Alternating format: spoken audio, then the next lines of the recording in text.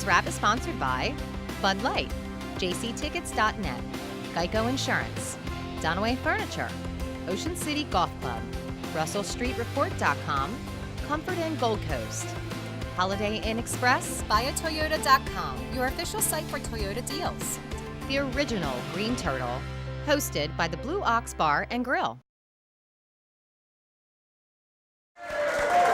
Welcome back into the original Green Turtles Ravens Wrap Show here on Comcast Speech TV at the Blue Ox 127th Street and Coastal Highway in Ocean City with Ravens fans all across Delmarva, including Ravens Roost 44. Another round of applause for you guys and gals.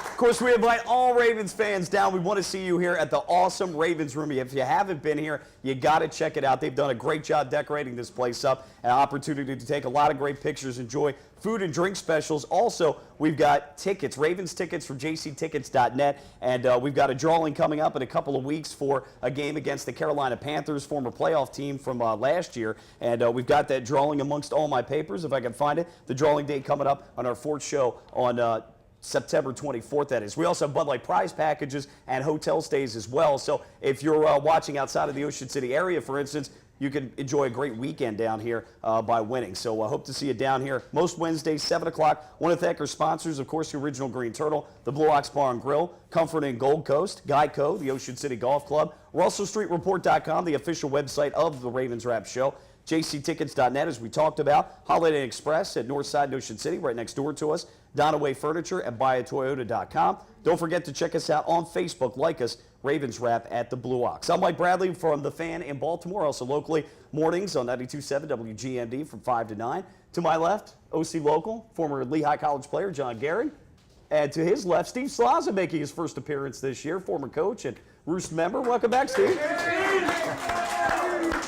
And golf extraordinaire, several shows in the Mid-Atlantic region. Check him out, Bobby Vermillion, joining us as well. Good to see you back for a second week. Before you head down to and Flacco fan, of course. Yeah, and a big Flacco fan. That's correct. Well, we've talked a lot of offense. I do want to get into the defense. I'll just wrap things up here. We talked about Flacco, the good, the bad. We talked about spreading the ball around to the receivers. Steve Smith, a tough day, but still ended up having big stats. I don't expect that to continue. These guys are pros. I don't think they'll have the case of the dropsies much more often. However, running back situation, Bernard Pierce given the opportunity here, guys, to run with it with Ray Rice being out the first two games. Now we know he's going to be done, well, for his career with the Ravens. We can get into that in next segment going up against the Steelers. But Justin Forsett, guy that's bounced around the league a little bit, Seattle, I believe Jacksonville, he really stepped in and did a nice job, 11 rushes for 70 yards. He had a touchdown, and he certainly grabbed the bull by the horns, guys. Looked a little bit like Ray Rice out there. He's kind of a journeyman, like you said, but he's always been effective when he plays. When he gets into play, he's not just a guy. I mean, he can make some plays, and I think the Ravens are going to be fine with him, Steve. I thought you were going to see Forsett early in the year because he's familiar with the offense, and I thought that was a lot of the problem that the offense was having. If you looked at patterns, there were guys breaking the patterns off. There were guys that weren't running hard enough to the right spot, and that led to a lot of the drops. But I thought that Forsett would come in early, and obviously in John Harbaugh's offense, you don't want to fumble the ball if you want to get back on the field. By the way, Bobby, I don't get that. It sounds like Bernard Pierce or any of these guys are saying, I feel like carrying it. I'm going to fumble this one. You know what I mean? Yeah, and then you get benched the rest of the Well, game. I think it may have been a combination. He wasn't having a lot of success. They went with a change of pace. Yeah, he only had a 2.3 And then when they average. did, Forsett had some success. And I think it's what Steve alluded to as well, is that Forsett is familiar with this offense. He's played in it. He's kind of a scat back. He's a good cutback guy, and maybe that was it. He's also pretty good out of the backfield. The big knock on him is, can he stay healthy? He's a little guy, so you hope that he can. But he's not expected to carry the lion's share, although that's changed. It's changed now. He's going to get more of a role, but you got to think the Ravens are going to bring in another running back with Ray Rice's contract being terminated. Yeah, I think the Ravens are going to be okay. I fully expect the committee. That's a trend anyway. We're going to see more of that this year to begin with, and I think the Ravens are fine just the way they are right now. And guys, the offensive line, I mean, I know late in the game, a couple of sacks. We can talk about that here in just a second.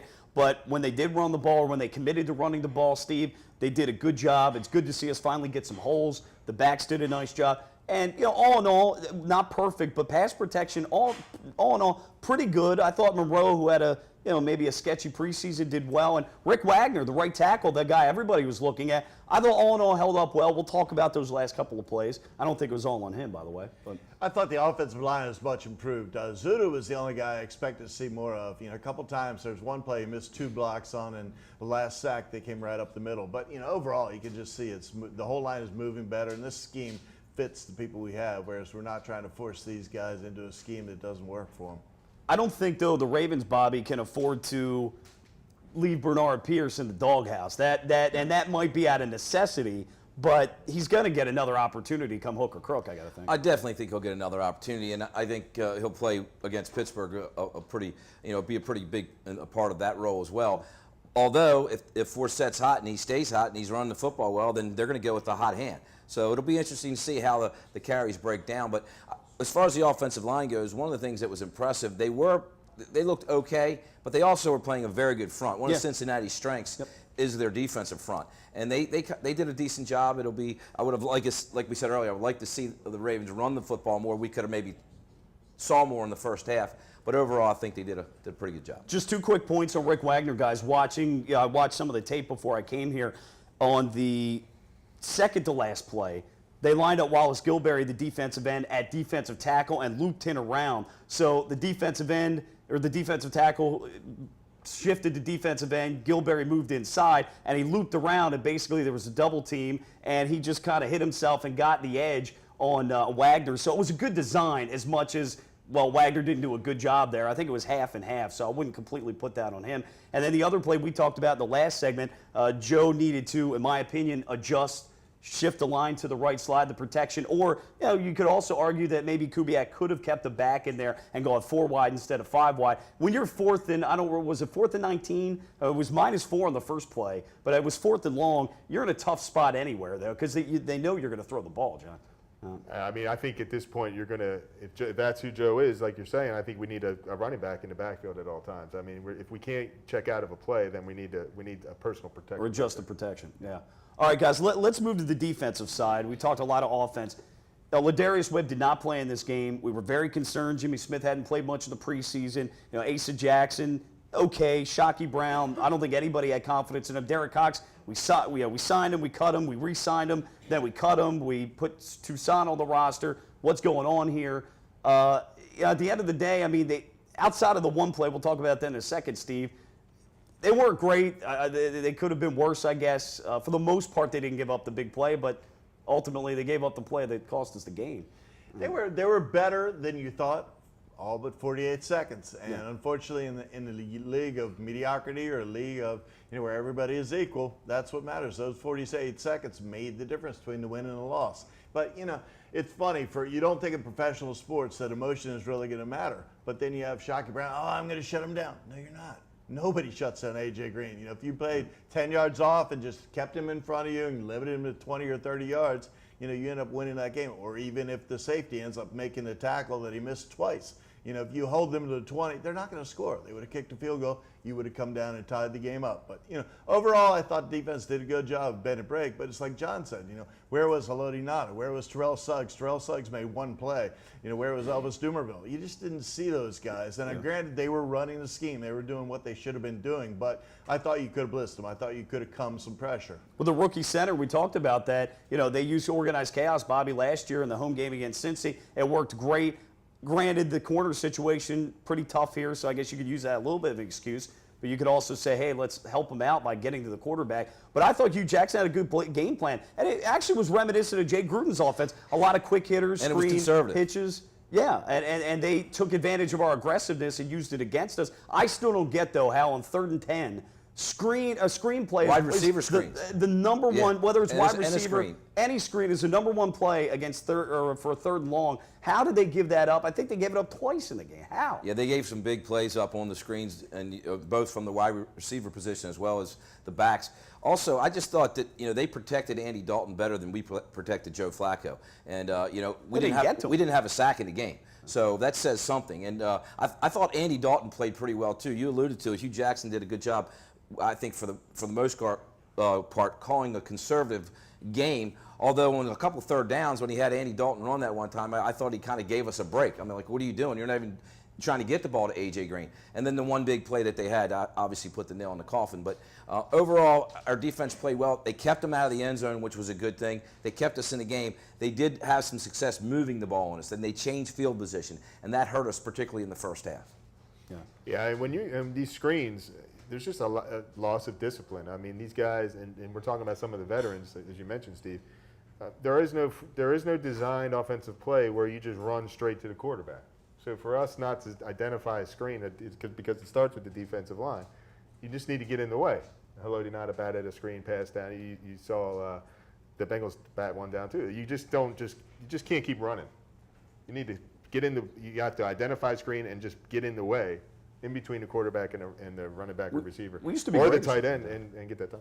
Now, with A.J. Green outside of the touchdown pass, and we'll talk about that in just a second, outside of the 77-yarder he had, 5 catches, 54 yards. So all in all, they did contain him. You almost wonder why they didn't go deeper. Yeah, I couldn't longer. understand. He wasn't even in the game really in the first half. He was there, but they didn't use him. They didn't try to get him the ball. And I thought they had some favorable matchups. Cincinnati did against us. And it just seemed like that they were playing conservative and were happy kicking field goals. It didn't hurt tight end Tyler Eifert, injured early in that game, and one of their big threats at tight end. And Jeremy Gresham, we held him 2 catches, 16 yards. So we did a good job there. Steve, taking a look at the tape, Jimmy Smith, how is he not always on A.J. Green? And you look at that play, we got 60 seconds. They had a slot corner blitz, so the safety had to take the slot. That left Shockey Brown one-on-one. If you're at least going to leave him on A.J. Green, how can you blitz and not give him safety help there? That's the question I said. You see him there, or at least back off so you're not locked on him at the line. You're 5-7 yards back. Bail You got a shot at doing it, and that's the way. They actually showed on Russell Street Report. They showed on the website how Webb played 6 yards off him the hole and sort of limited him. But in the key situation, you're locked up. And they put him in motion. I know it's hard to say, but I was like you, where I was like, why not just put Smith on him the whole day and say this is your man? Yeah. It was really unfortunate that Shockey Brown had to introduce himself to the crowd at that time. Yeah, that's a complete, I think, lapse in coaching right there. Hey, finally, just real quickly, back to the offense for a second, Vontaze Burfict getting hurt in that second half really helped the Ravens out. More of the Ravens Wrap Show to come right here on Comcast Beach TV. Keep it here.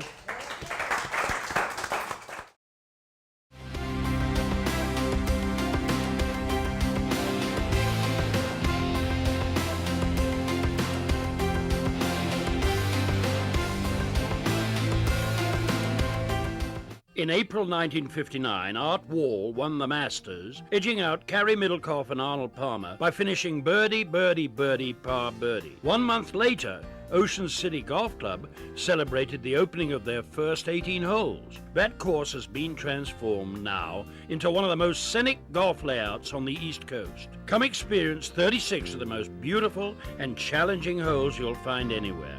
Ocean City Golf Club in Ocean City, Maryland.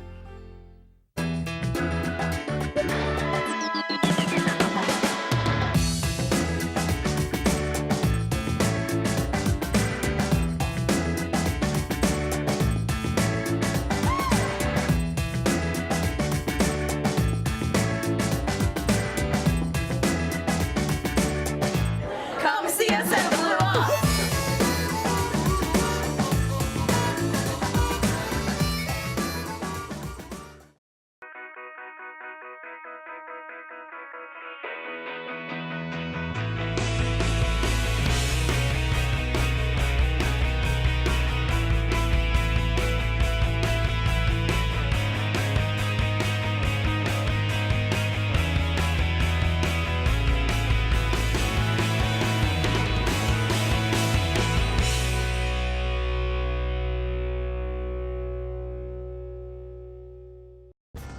Welcome to the Comfort Inn Gold Coast.